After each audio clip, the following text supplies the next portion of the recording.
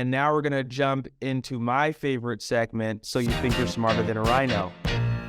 So I just want to point out the purpose of this quiz is to educate the audience on financial literacy.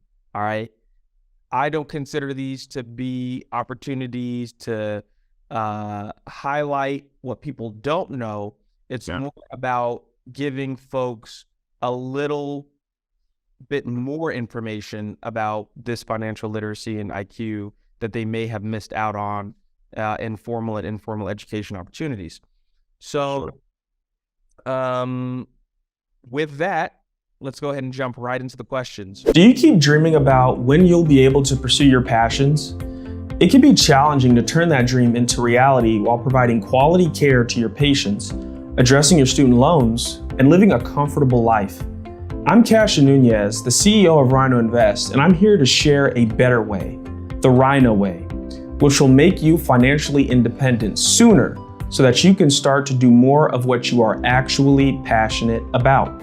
Becoming a RINO will increase your financial IQ by making you familiar with the concept of risk and return, the different asset classes available for investment, and how you can take advantage of those options immediately.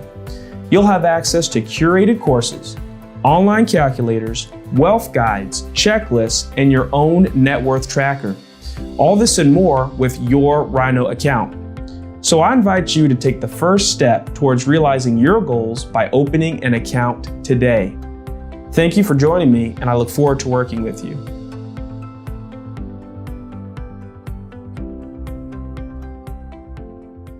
So the first question is, what are the 5 factors that make up the average credit score?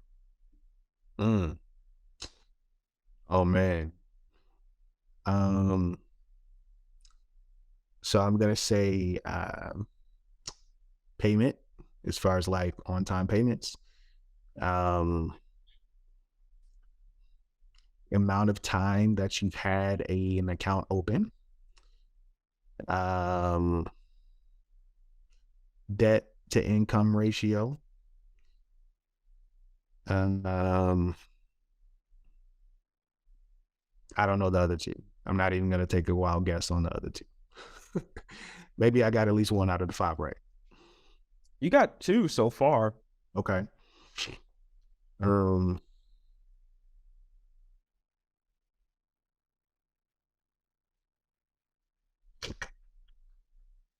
No clue at the moment.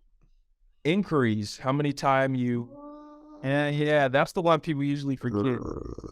Inquiries, and then the kinds of credit. So have credit cards versus mortgages versus personal loans. And then utilization, you said debt to income.